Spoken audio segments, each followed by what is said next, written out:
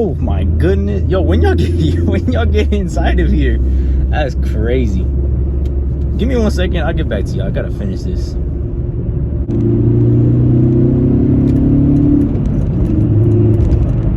What is going on, everybody? Welcome back to the channel. We're back in the Mercedes and we're on our way to Mercedes of San Diego. We're about 20 minutes away. I had to rush out of work. I had to get there before they closed. I'll explain everything later.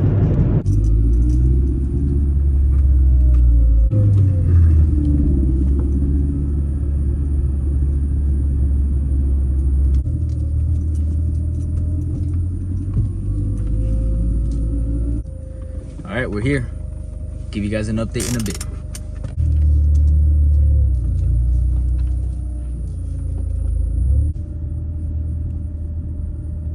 One thing for the past year that I've been dealing with and wanting to buy for the Mercedes has been a new key fob. These are the old key fobs. This one obviously is broken. The unlock doesn't work, but I think this is the one that I would use to unlock the car. And this one was the one to turn on the car. This one for some reason wouldn't work to turn on the car, but this one would. But this one, unlock and lock, both didn't work. So this one simply was used just to turn on the car. I was literally rocking with 2 key fobs on the daily. It's a hassle. It's super annoying. Obviously, it's one thing that you don't want to be dealing with. So I ended up buying a new key fob. Pretty cool. Very nice. It's one of those newer model key fobs, but obviously for my car. And I think it looks way better than these ones. Pretty pricey. I think this was like $330 or something like that. Came with the key fob and the, I guess they call it a blade, but it's like the little key thingy that comes inside of it. So they charge you for that as well.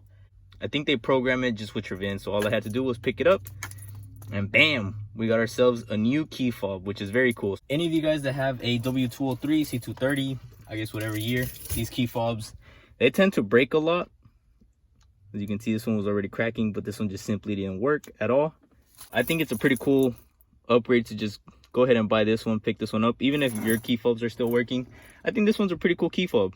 It makes it, for some reason, with carrying this one around, it just felt like I had a newer car. It just felt cooler carrying it around. Nice little mod for any of you guys that are looking to upgrade or need a new key fob. Just go to your local Mercedes and pay the money and then you just pick up the key. That's it for the whole key fob situation. I'm very happy to now have one key fob that works. This will probably be the last video for the Mercedes until the next one. The interior, obviously it's my daily, so it's somewhat dirty. It needs a very deep clean. The rear isn't that bad, but obviously it's still pretty dirty. Exterior wheels, windows, paint, front wheels completely dirty. Windshield is completely dirty. It's getting cold, so I gotta go park the car anyways. Sheesh. Also, I gotta do an oil change soon. I wasn't driving the car for about like a week, 2 weeks, and where I parked it, it was under a tree, so it just, I don't know, it just got like all dirty from like the tree sap and stuff like that. So the car is very dirty.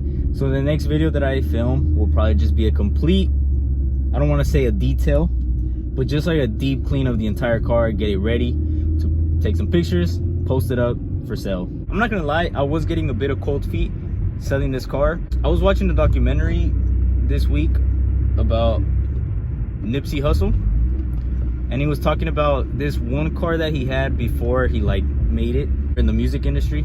The smartest hustles you've done in your life? One of the best flips? Buying studio equipment, selling, leaving my spot. I had a spot, I was 18, and I was hustling out of a spot. I had a car, I had these Alpinas on my car. Everybody in LA was trying to get these rims from me.